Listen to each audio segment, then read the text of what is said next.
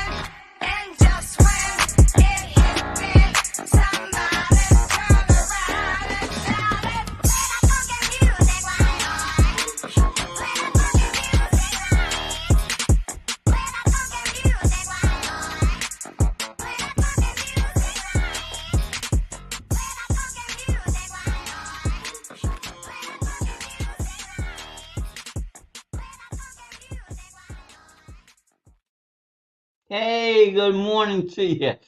It's Friday. It's time to get freaky and naked. How the hell is everybody today? How is everybody today? We're going to have a nice day today. We are claiming it. We are professing it. We just, yes, we're going to have a good day today. Appreciate you stopping in. Hey, this is OZZz on Smash Bros Radio. If you have not done so, please like, follow, share, and subscribe. You can find us on all medias. You can find us on TikTok.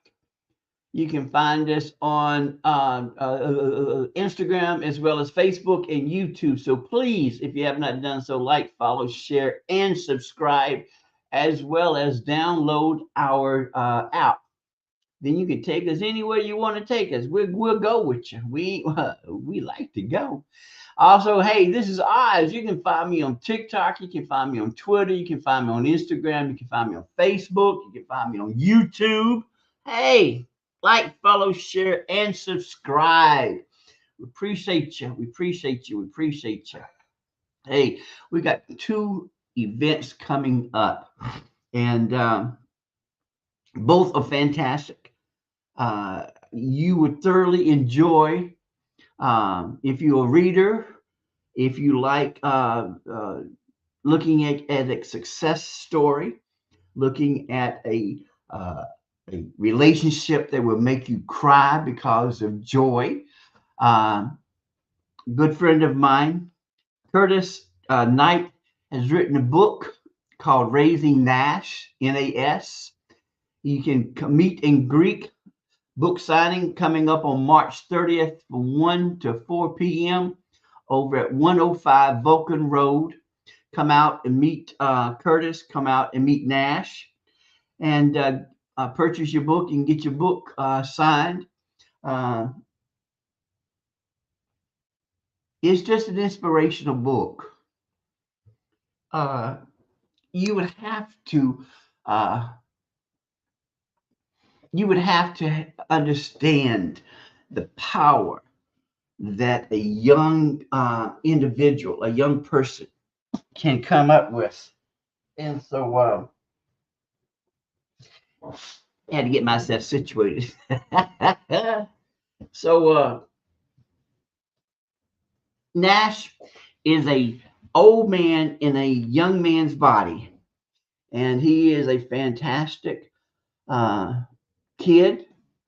I was fortunate to have met him when I was delivering some stuff over to the Crescent Community Center over there off of right in back of Princeton, and Curtis was um, emptying some, I think, some food and boxes from a van, and the initiative that this Nash had, the box was bigger than him, and for Nash to have the incentive to want to help eagerly, readily, was really fantastic. So please, please, please, please, please come out, meet in Greek. You'll be able to meet Nash as well as Curtis. Get your own copy signed. I'm going to have speakers, food, as well as prizes, and it's free to enter. So please come out March 30th from 1 p.m. to 4 p.m.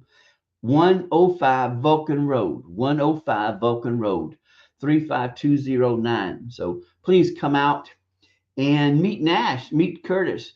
Curtis is a fantastic individual.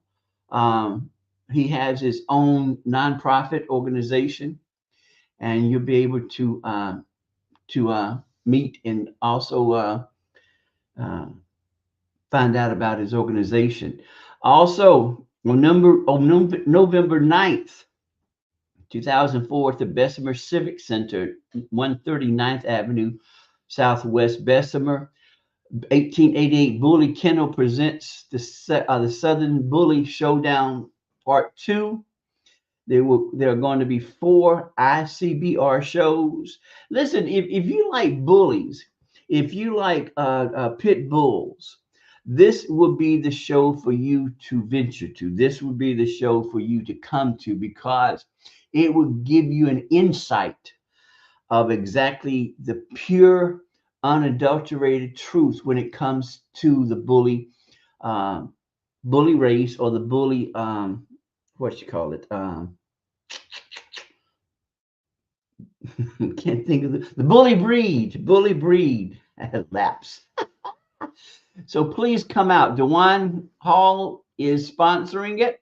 1888 Bully Kennel, the Southern Bully Show Part 2, November 9th, 2024, Bessemer Civic Center, 1130 9th Avenue South. Uh, this is the second annual, and I'm hoping and I'm claiming that this will be the second of many to come. If you have any information, if you are a breeder, if you have a kennel, if you wish to volunteer, if you wish to sponsor or donate, if you have food trucks, if you're a vendor, get in touch with DeWine at 205-460-6435, 205-460-6435. Get in touch with DeWine and help out. Help out, because for you to have access, for you to have the ability to see what a true, authentic, a real professional breeder and kennel is all about, in to be able to see um, the breed itself. It is fantastic. I didn't know that the French Bulldog was a part of the bully breed. I did not know that the Corso was part of the bully breed. So please come out and support. It's going to be a lot of fun. It's family oriented. Now you can bring your dogs, but please make sure that your dog is not in heat, nor is it aggressive, because it is a public affair, public event, and we want to we wish for everyone to enjoy yourself.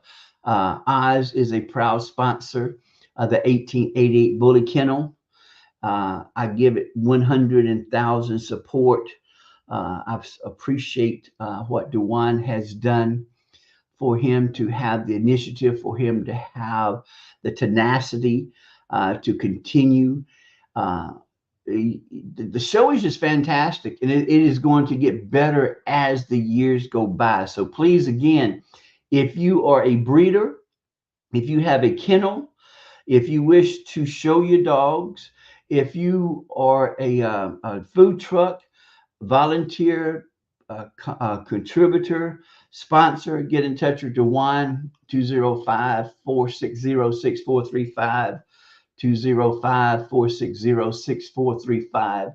We would appreciate you getting in touch. I'm going to try to connect with Dewan and have him on the show so that way he can give you more information about it. But please come out.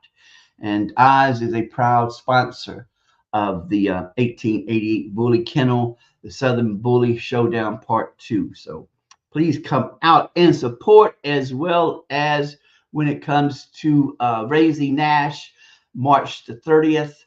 105 Vulcan Road. Come out and meet Nash, meet the Arthur, and get your own copy signed. Appreciate it. I'm going to try to make it out to both of them.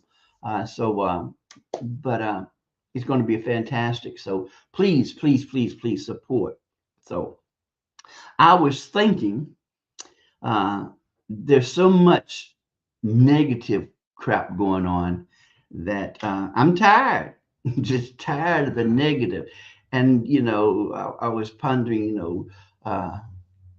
what can I do to bring the weekend in with a positive and powerful way? What can I contribute? What can I give to the environment? What can I put out there that would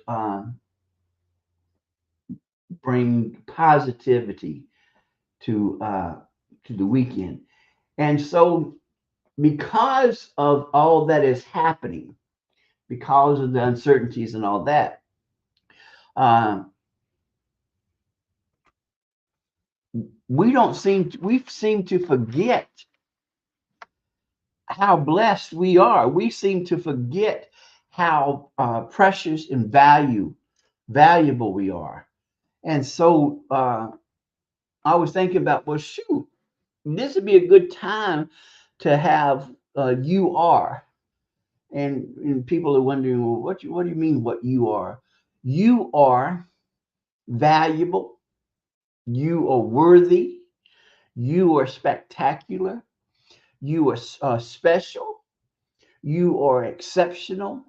You have an abundance of energy. You have abundance of creativity. You have an abundance of being able to rise above everything that you've been through. You have so much power, and you have so much positive energy that sometimes you forget the impact that you have on individuals. You forget how strong you are, because you know your path, you know where you come from, you know what you're going through, and you're still standing. You're still here. And yes, life is a bitch. Yes, yes, yes, yes, yes. But you're doing good. You're doing fantastic. Considering what you've been through, you're going to be okay. I claim it. I claim it. I put it out there. You are going to be okay. You're going to be okay. We don't know what individuals have gone through, and we don't pay attention.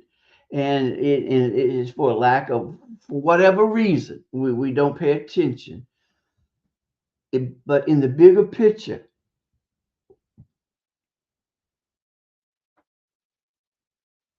giving off positivity, giving off positive vibes is going to sustain us. And yes, some of the things that we are going through aren't fair. It is what it is. It is what it is.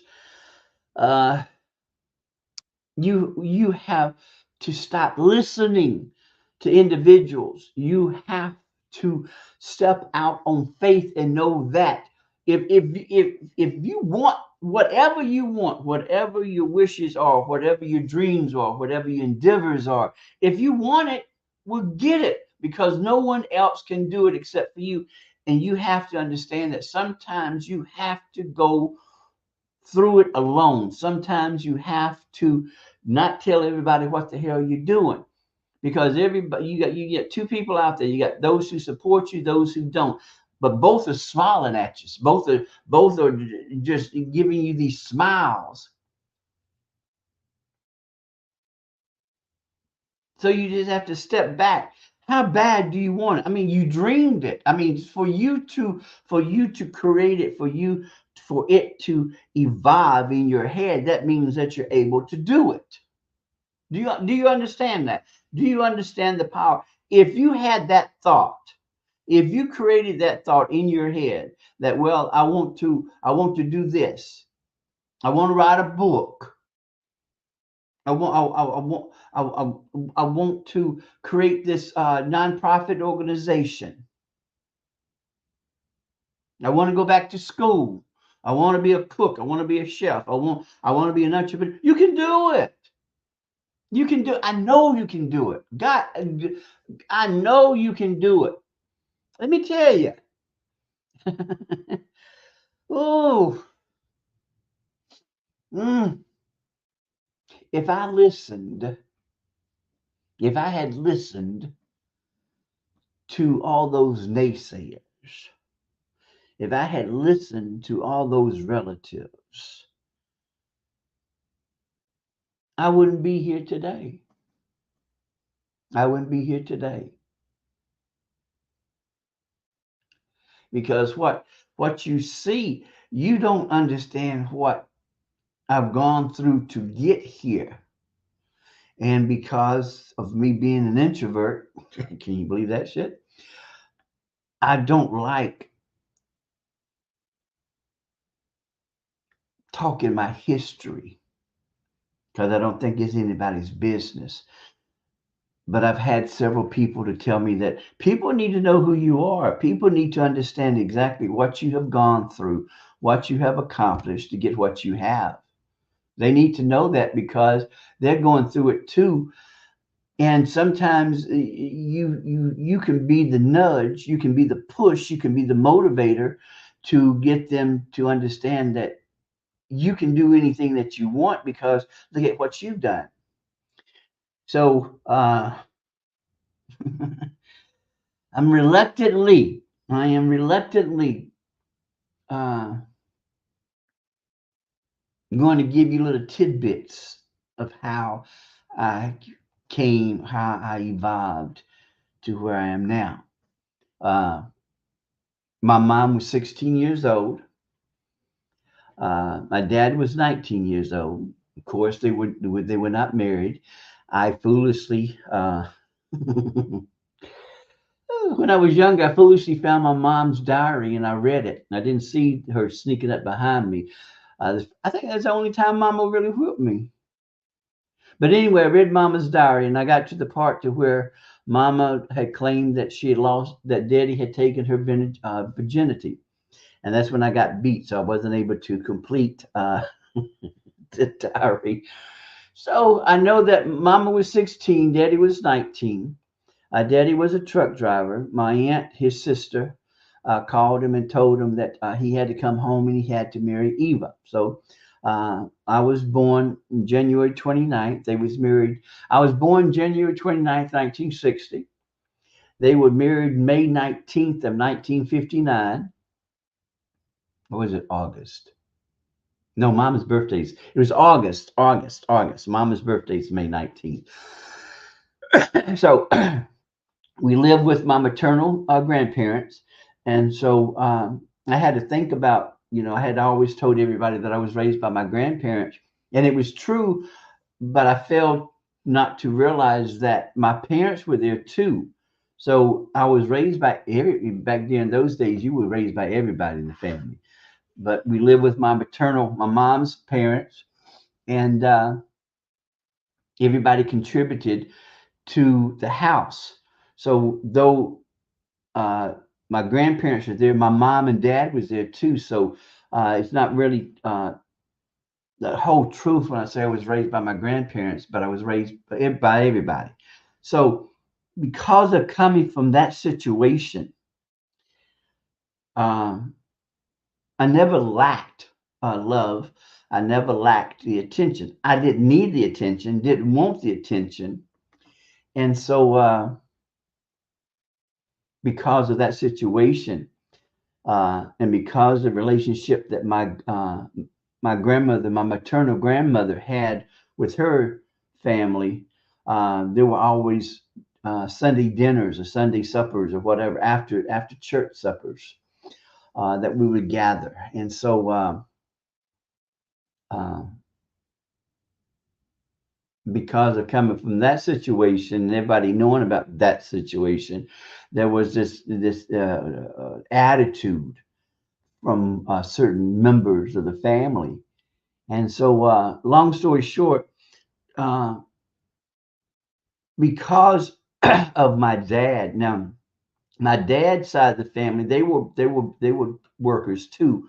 Down in Montgomery, they had a cotton gin off of Bell Street, right outside Maxwell Air Force Base.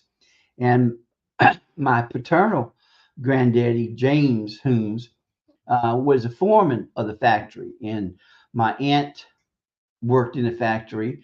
My grandmother worked in the factory. Uh, my uncle's sisters worked in. So anybody who lived in that area worked in the cotton gin. So for daddy to be the type of individual that he was, uh, it was I never did really understand how he was the way that he was because he came from a good family that worked hard. So I had always had that support. So for me to get here, if I had listened to all those individuals that told me that you weren't going to be anything, you're going to be like your dad, uh, and you're constantly told that, uh, it sometimes weighs, but for some reason, I never accepted that. I never received that. And so, went through school. Dad's thing was, well, you're going to get your diploma if I have to walk you to the classes yourself. He never had to walk me to class. Never had to walk me to class. I graduated by myself. I graduated myself. I had average grades. And then for me to have graduated on time, considering when mom and daddy were going through the divorce, that in itself said a lot about what I didn't know, that I had a lot of strength and I had a lot of core in me. And so, because it's a wonder that I even graduated on time because of what I went through. So, uh, after graduating, I worked over at Crystal's, the graveyard shift on Fairview Avenue down in Montgomery. And anybody who's from Montgomery and knows about Montgomery, uh, Fairview Avenue is known as N Avenue. And you can imagine what the N stands for. And so I worked there and I was volunteering at the group homes. And the individuals, teenagers that were over the group home were teenagers. They were junior high and high school students, and most of them were runaways and throwaways. Now, the runaways were ran away because of what was happening in the household. There was a lot of abuse going on in the household, so some of them ran away. The throwaways were in a similar situation, except the parent married again, and the new spouse gave the parent an ultimatum: either it's me or your children. And unfortunately, the parent chose the spouse and they threw him away. So I was learning from that. And so, doing working over at Crystal, I was a shift manager. And so, the main thing the teenager would tell me was, "You are white, you don't know what you're talking about," and it was true to a certain point because uh, all of my life I've always had more black friends than white friends. I don't know why, but that just the way that it happened. So see, I was raised in a bubble per se. I was spoiled, and I'm still spoiled at 64 years old. I know that I'm still a spoiled brat. It is what it is. I rather like that. So being told that you're not going to amount to anything, being told that you're no good, being told that you're going to wind up being like your dad. And my dad was white trash. My dad was a jack of all trades and a master of none. So uh,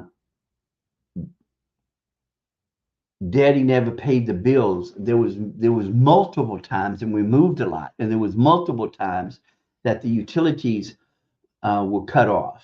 My dad was smart enough in that during that phase of life, he worked for his best friend who had a plumbing company. And Daddy, when the gas company would come out and take out the meter, Daddy would go to the shop and he had a copper tubing that he built, made into a U shape, and he welded two bolts to the top of the copper tubing. Now down in Montgomery, when they removed the meter, they put these bolts that would turn, so you would have to have a certain type of wrench or pliers, so that way it would grip and would turn. Daddy knew exactly how to take those plugs out, and so he would come home and he would connect the copper tubing to where the gas meter was, and he would turn the gas on. It was my responsibility in the mornings to make sure that the gas was cut off, make sure that I disconnected the copper tubing, and I gingerly placed the bolts in. So that way, if somebody would come out to inspect, they could see, by just by glancing, they would see that the boats were there. If they had investigated, they probably would have found out that that something was going on. So that's how the gas was cut on. Um, Somehow or another, Daddy had stolen a light meter, and so when the lights would cut off, Daddy would put in his own meter. And so when it came to the water, as the daddy worked for his friend, he had this huge boat, and in this huge boat in the middle, he had placed uh, two pipes, and at the end of these two pipes, he had boats. So that's how he cut on the water. The water people in Montgomery had gotten so frustrated and upset with Daddy so bad in that they came out with a backhoe and they dug in the middle of the yard next to the street, and they took out a piece of pipe and then filled the hole back up. And they actually left a note: now turn the water on. So that was the environment that I was coming through after we had moved out from my grandparents. That was the environment that I was raised in. I was raised in an environment of corruption, of lying and thieving. So compounding that with what you'd always taught, always, was uh, mentioned. So while I was working and graduated, then it hit me. I did not go 12 years of school to be a shift manager handling somebody else's money. I didn't know what racism was because I lived in a bubble. Everything was taken care of for me. And again, majority of my friends were black. So I never knew what racism was. So I applied to state, and I was approved to go to state. I lived 2 years on campus. I was the only white that lived on campus. Benson Hall, men's Benson Hall. I think it was room 515. Had a wonderful roommate, Steve Wilson. That was, I don't know, I can't remember if he was from Ashland, Alabama, or Asheville, or Ashland, Alabama. So I went through that, and I was doing quite well. I did better in college than I did in high school. So I started gaining confidence in that, because I never did receive it. I never did accept what those individuals were saying or trying to prophesize about me. So I became active over at state. I was in the SGA. I was on campus, off campus senator. During that time that I came, um, the campus was run by the AKAs and the Alphas. Uh, I was introduced to Greek life. I didn't know what Greek life was all about. And so I thought Greek life was those Greek, the religion that Greeks that always had that barbecue on Labor Day. And that's when I met. During that time, there were only 8. I don't know where this ninth one come in, but when during my day, there were only 8 Greeks, 8 black Greeks. You had the Alpha Phi Alphas and their sisters, Alpha Kappa Alpha. You had the Omega Psi Phi's. You had the Delta Sigma Thetas. You had the Kappa Alpha Psi's. Then you had the Sigma Gamma Rhos. Then you had the true brother and sister fraternity and sorority, because in the Sigma's constitution, it created a sister. So you had the Phi Beta Sigmas and the Zeta Phi Betas. So those were the 8 Greeks that I was raised with. Those were the only 8 Greeks that I knew. Now they come up with the Divine 9, but during the time it was the Divine 8. But I digress. But anyway, so I was doing well. I was active in SG. I was in so much stuff. I was in everything that I was allowed to be in. So I was on campus, off campus senator, introduced to the Greek life, and then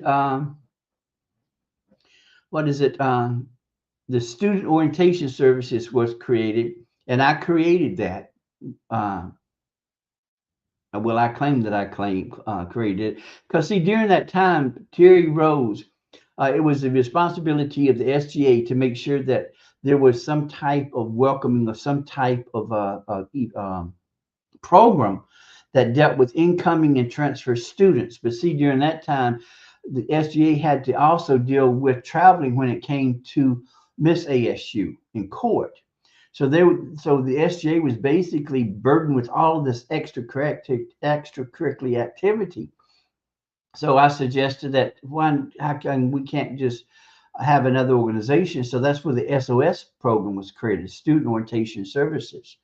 And I was the first president of the SOS. Now,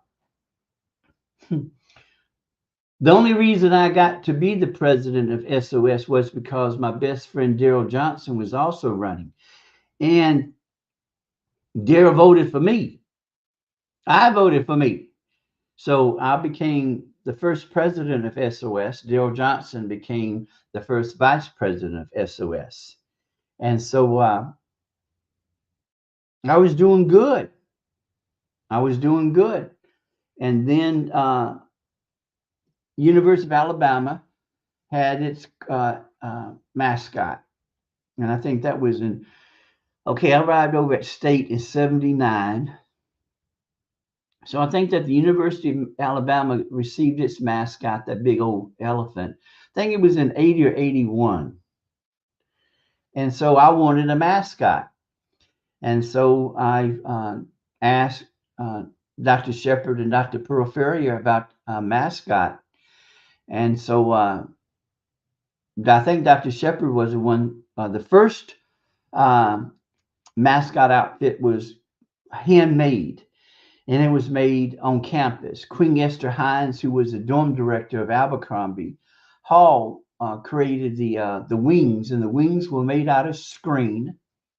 And then she somehow or another she applied that honeycomb fabric to the wings, and then she attached 2 elastic bands. And I had a windbreaker was made out of yellow cloth, and Queen Esther cut 2 slits, and that's how the wings were put on my shoulders.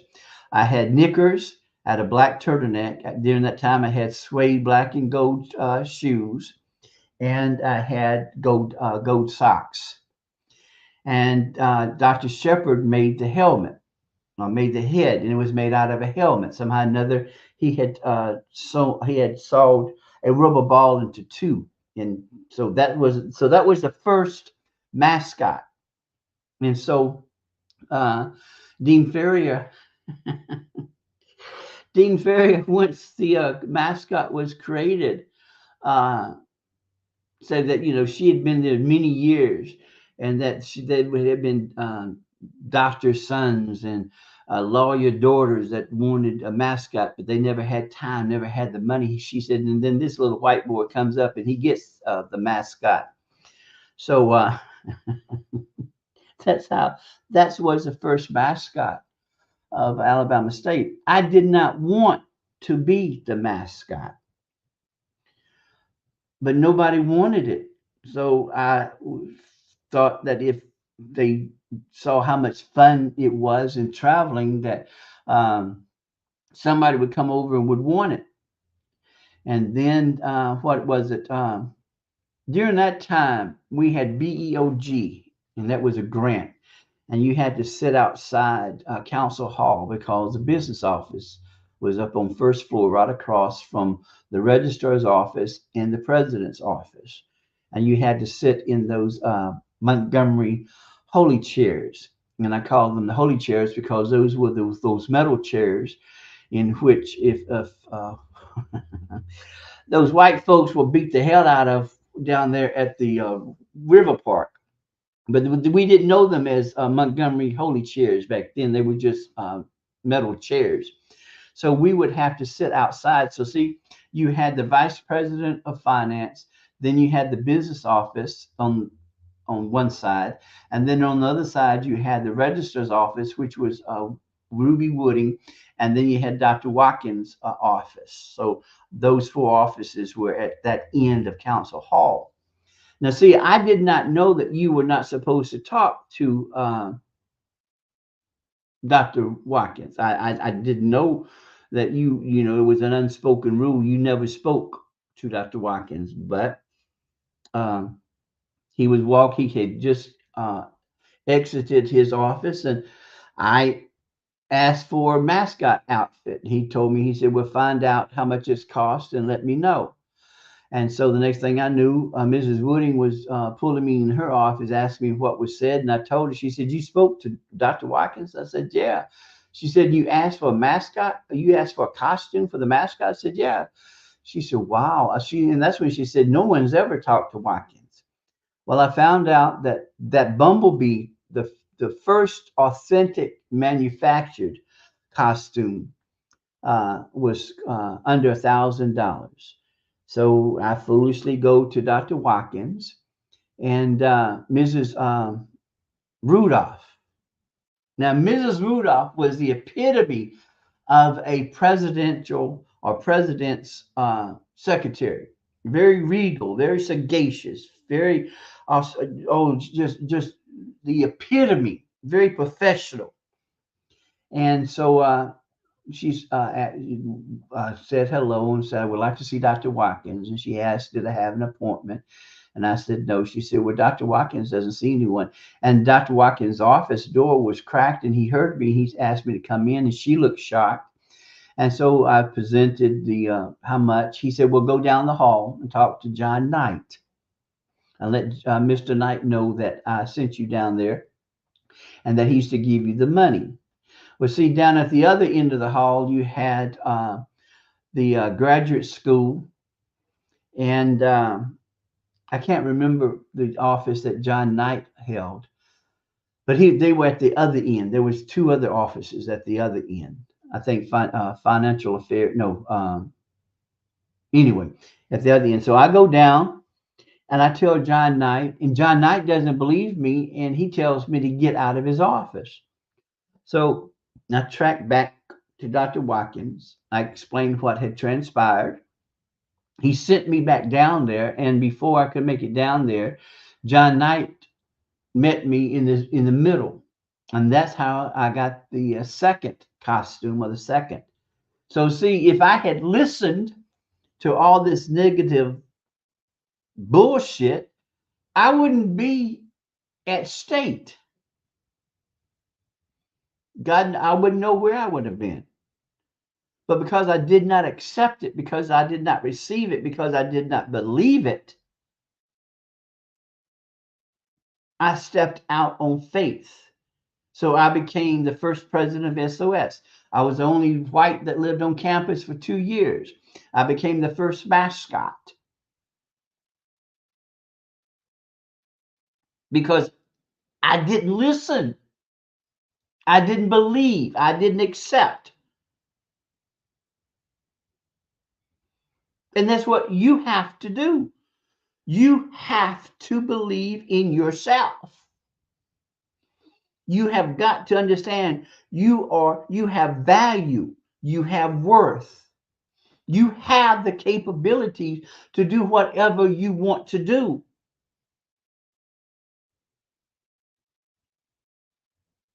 I believe in you. And I believe in you. If I can come from the situation that I come from, and then on top of that, I found out in 81 when I was really getting involved, I was diagnosed with myasthenia gravis. Now, see, I was lifting weights. I mean, being a man, I was looking damn good. I had hair. We used to go to Tuskegee get my hair cut by Barbara Baker. Her her grandmother, Mrs. Pinkard, had the beauty shop across from the old Tuskegee High School. Her aunt worked there. Pinkard's Beauty Salon. Her granddad had a station, full service station in Tuskegee. So I was looking good. My hair was looking good. I had a body for a change. Steve used to laugh at me because I would brush my hair and the muscles in my chest would move. And I was fascinated with that. I mean, he was, why are you molesting yourself? I said, because I like it. Because see, when you've never had muscles and all of a sudden you see these muscles moving and, oh my God, it was wonderful. But I didn't listen. I did not listen. I did not receive. I did not accept what was said about me, what was prophesied about me. Was not. Was not. So, coming from that, going to state, graduating from state, I had my first job right after graduation. I was elated. Oh, God, I was on cloud 12 and 13. And I worked for Dr. Eunice Warren Moore, who was my mentor. And so I would go rushing in. I said, I had a job, and she asked where, and I told her Selma. She told me sit down.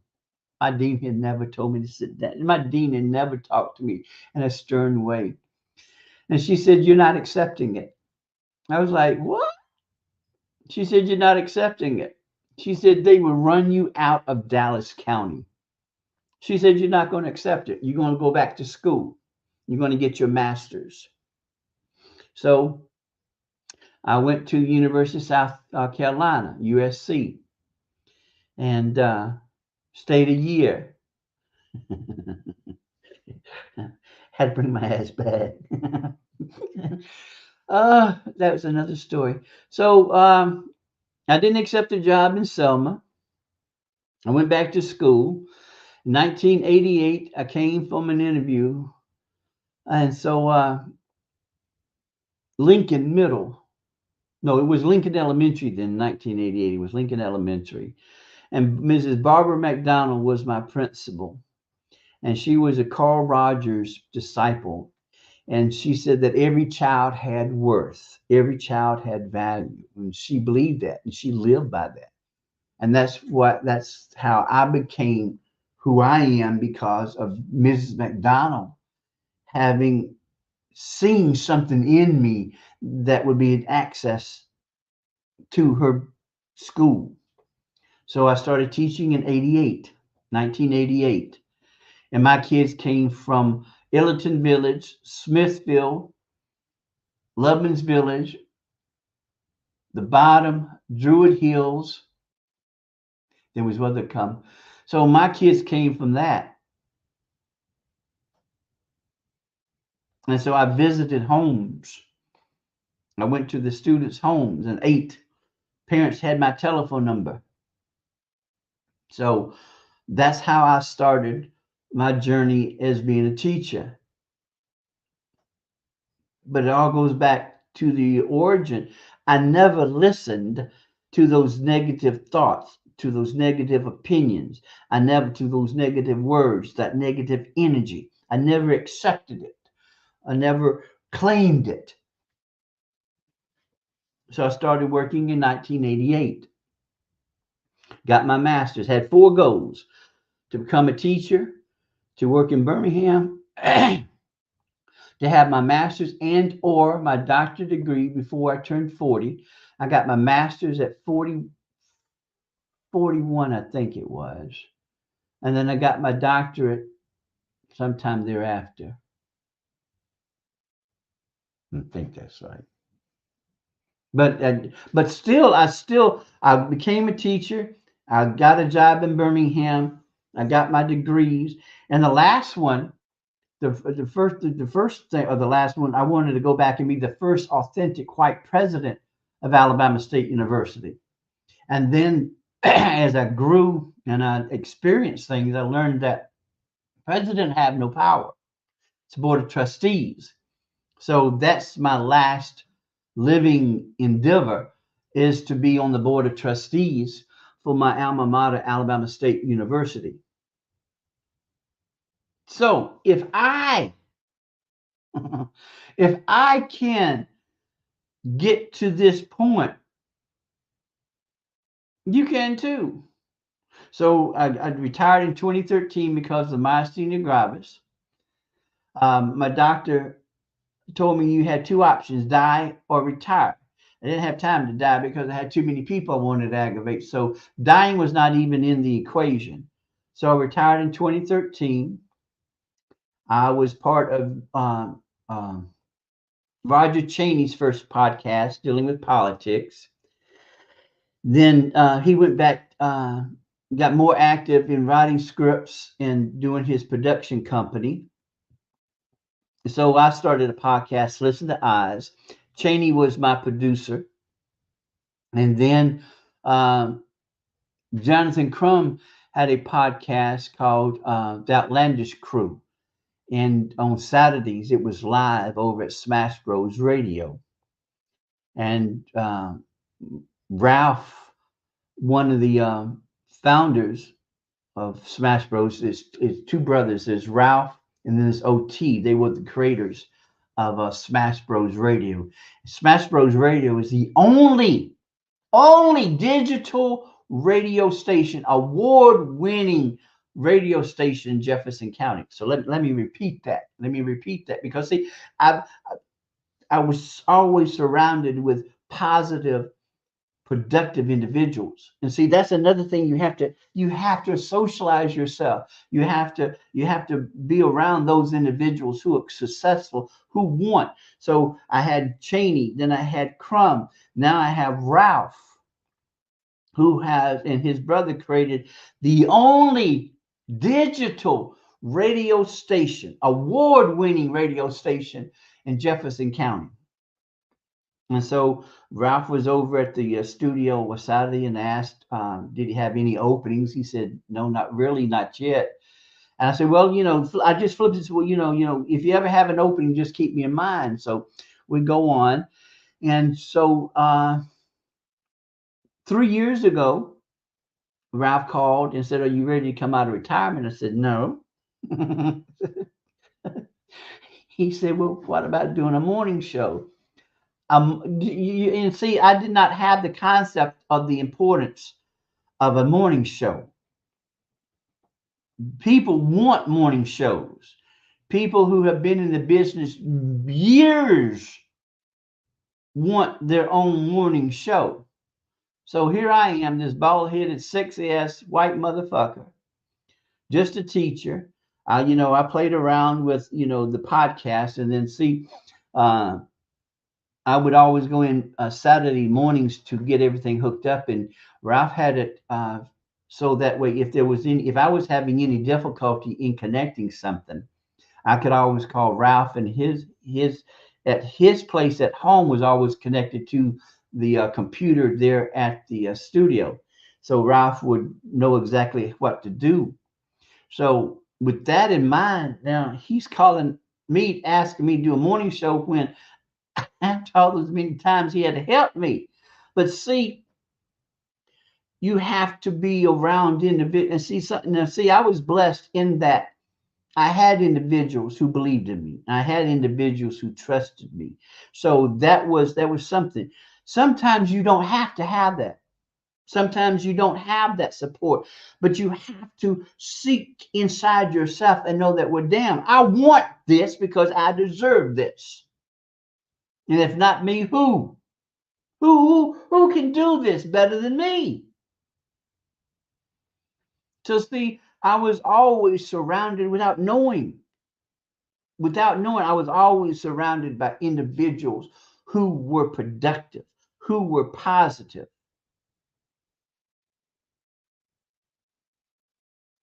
So that's how I am right now,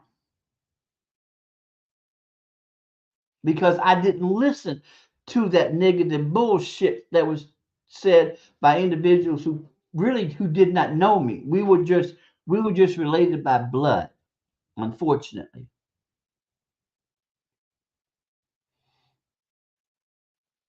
And see, once you step out on faith, once you step out knowing that you have value, knowing that you have worth, well, you can do anything that you want. Anything you want. You thought it, you can do it. Now do it. You have to know you have worth. You have to know you have value. Then you have to love yourself. You got to. You got to. You cannot love unless you love yourself. And you got to set boundaries. You have to let people know that I'm not going to allow you to do this. I'm not going to allow you. And even if you've never done it before, okay, so what you did in the past, big whoopty goddamn. So this is me now. What I allowed you to say, what I allowed you to do then, I'm not going to allow you now. And now either you accept it or you don't. And if you don't, I don't want anything to do with you. Because you can do it. I believe in you. I have faith in you. I know you can do it. You thought it. And if you're not successful in the beginning, and you're not a failure, because how can you be a failure when you never experienced it before? It's a learning experience. This, what I'm in now, is a learning experience. 64 years old. 64 years old. And at 64 years old, if I can do this, if I can connect everything and have a live show on the only award-winning digital radio station in Birmingham, Jefferson County, you can do it. You're much smarter than I am. You're younger than I am. You can do it. If I can have a morning show, if someone out of the blue has enough of faith and believes in me and trusts me, because see, I'm representing Smash Bros Radio. So when I have this morning show, I'm not representing me, Oz. I'm representing Ralph. I'm representing OT. I'm representing Mary. I'm representing the house of Mobley. And for Ralph to have enough of trust and belief in me, you can do it. You can do it. Trust me. And usually I say you can't trust white folks, but trust this mutant. Trust this mutant. Just step out. Get your feet wet. Get your feet wet. Just get your feet wet. Because you can do it. You can do it. I appreciate you. I appreciate you. Anything that deals with you, anything that you can control, you control. Anything that you can control, you control. Stop listening to these naysayers. Don't say nothing. Just do you. Do you, baby. Just do you. And you'd be surprised. You would be surprised at your hidden talents. You would be surprised at how strong, how vital you are, because you have value, you're vital, you have worth, you have love, and you can do it. Step out. Step out. Have a fantastic weekend. If you have not done so, please make sure that you contact those individuals who mean a lot to you. It'll do them good. Let them know that, hey, I'm just calling you to see how you're doing. I was thinking about you. I love you. And if you can find time, take them out. Take them out to eat, or bring something. And what? Get your cousins together and have a sleepover over at your grandparents. Shock the hell out of them. Have a sleepover. Bring your cousins together. You remember back in the dark ages, back there in my day, the cousins would get together. Mine didn't. Even though I come from a big family, I didn't socialize that much because I didn't like everybody. I still don't like everybody. So, but do you, baby? Do you step out? Step out. I appreciate you. Again, don't forget March 30th, the book signing, NAS, Raising NAS. And then November, you have the Southern Bully Showcase #2. So please, part 2. So please, please, please, please, please, please. If you have not done so, please like, follow, share, and subscribe to Smash Bros Radio. You can find us on TikTok, Instagram, as well as Facebook, and also YouTube. Like, follow, share. Also, please download our Smash Bros app. If you wish to have your businesses advertised, give us a call. We would love to have you on the show. We like to advertise, like to showcase and get your product out there. We're here. We're here. So I appreciate you. Have a fantastic Friday. Know your value, know your worth, know that you control everything about you. And most importantly, know that I love you more than I love my luggage. I will see y'all Monday. Y'all take care.